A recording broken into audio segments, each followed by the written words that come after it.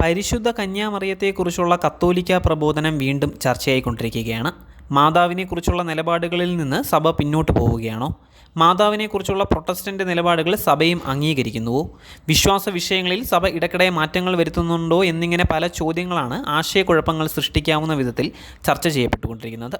വിശ്വാസ പ്രബോധനങ്ങൾക്ക് വേണ്ടിയുള്ള വത്തിക്കാൻ ഡിക്കാസ്ട്രിയുടെ ഏറ്റവും പുതിയ ഡോക്ടറൈനൽ നോട്ടാണ് ഈ ചർച്ചകൾക്ക് ആധാരം. വിശ്വാസ കാര്യങ്ങൾക്ക് വേണ്ടിയുള്ള വത്തിക്കാൻ ഡിക്കാസ്ട്രി പരിശുദ്ധ പിതാവ് ലയോ 14 മാർപ്പാപ്പയുടെ അംഗീകാരത്തോടെ പ്രസിദ്ധീകരിച്ച വിശ്വാസികളുടെ മാതാവ് എന്ന് പരിഭാഷപ്പെടുത്താവുന്ന മാറ്റർ പോപ്പുലി ഫിഡിൽസ് എന്ന പ്രബോധനം വഴി പരിശുദ്ധ കന്യാമറിയത്തെ സഹരക്ഷക, കൃപാവാരത്തിൻ്റെ മാതാവ്, മധ്യസ്ഥ എന്നീ വിശേഷണങ്ങളോടെ അവതരിപ്പിക്കുന്നത് ഉചിതമല്ല എന്ന് പ്രഖ്യാപിച്ചു. ഒന്നാമതായി, കത്തോലിക്ക സഭ ഒരിക്കലും പരിശുദ്ധ കന്യാമറിയത്തെ സഹരക്ഷകയായി പഠിപ്പിക്കുകയോ പ്രഖ്യാപിക്കുകയോ ചെയ്തിട്ടില്ല എന്നുള്ളതാണ് യാഥാർത്ഥ്യം. എന്നാൽ ചരിത്രത്തിൽ ചിലരെങ്കിലും മാതാവ് സഹരക്ഷകയാണ് എന്ന് കരുതിയിട്ടുണ്ട് താനും. ഉദാഹരണത്തിന് വിശുദ്ധ ബെർണാഡിൻ്റെ കുരിശിൻ ചുവട്ടിലെ മറിയത്തെക്കുറിച്ചുള്ള 10-ാം നൂറ്റാണ്ടിലെ പ്രഭാഷണങ്ങൾ പിന്നീട് സഹരക്ഷക എന്ന് പലരും മറിയത്തെ വിളിക്കാൻ ഇടയാക്കിയിട്ടുണ്ട്. 15-ാം നൂറ്റാണ്ടിലെ സാൽസ്ബുർഗിൽ നിന്നുള്ള ഒരു ഗാനമാണ് മറിയത്തെ ആദ്യമായി സഹരക്ഷക എന്ന് വിളിച്ചത്.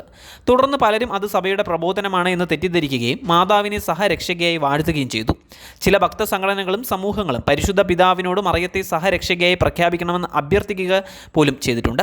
ചില മാർപ്പാപ്പമാരെങ്കിലും ഔദ്യോഗിക പ്രബോധനത്തിൻ്റെ ഭാഗമല്ലാതെ വ്യത്യസ്തമായ ഒരർത്ഥത്തിൽ മറിയത്തെ സഹരക്ഷക എന്ന വിധത്തിൽ പരാമർശിച്ചിട്ടുണ്ട് എന്നും യാഥാർത്ഥ്യം തന്നെയാണ്.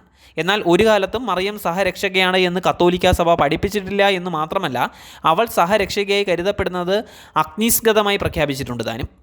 വിശ്വാസ തിരുസംഘത്തിൻ്റെ പ്രിഫക്റ്റായിരുന്ന കർദിനാൾ റാറ്റ്സിംഗർ മറിയത്തെ സഹരക്ഷകയായോ കൃപാവാരങ്ങളുടെ മധ്യസ്ഥതയായോ അംഗീകരിക്കാൻ ആവില്ല എന്ന് 96-ൽ വ്യക്തമായി പ്രഖ്യാപിച്ചു.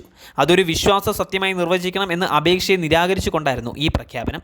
പിന്നീട് ഫ്രാൻസിസ് പാപ്പ തൻ്റെ പ്രഭാഷണങ്ങളിൽ പലതവണ ഇക്കാര്യം ആവർത്തിച്ചിട്ടുണ്ട്. സ്നേഹം വർദ്ധിക്കുമ്പോൾ നാം ഉപയോഗിക്കുന്ന വാക്കുകൾ അതിശയോക്തി കലർന്നതായി തീരാൻ ഇടയുണ്ട് എന്ന് പാപ്പ സരസമായി ഓർമ്മിപ്പിച്ചിരുന്നു. നിഷ്കളങ്കമായ മറിയൻ സ്നേഹത്തിൻ്റെ തീവ്രവും എന്നാൽ അതിശയോക്തിപരമായ പരാമർശങ്ങളുമാണ് ഇവയൊക്കെ എന്നാണ് പാപ്പ പറഞ്ഞത്. പക്ഷേ നാം അത്തരം പരാമർശങ്ങൾ ഒഴിവാക്കേണ്ടതുണ്ട് എന്ന് പാപ്പ കൂട്ടിച്ചേർത്തിരുന്നു. ഇതിൻ്റെ തുടർച്ച എന്നോണം ആണ് ഇപ്പോൾ വിശ്വാസ പ്രബോധനത്തിന് ഡിക്കാസ്ട്രി വഴി ഇത്തരം പരാമർശങ്ങൾ ഉചിതമല്ല എന്നും ഒഴിവാക്കപ്പെടണമെന്നും തിരുസഭ ഔദ്യോഗികമായി ആവർത്തിച്ച് പ്രഖ്യാപിച്ചിരിക്കുന്നത്.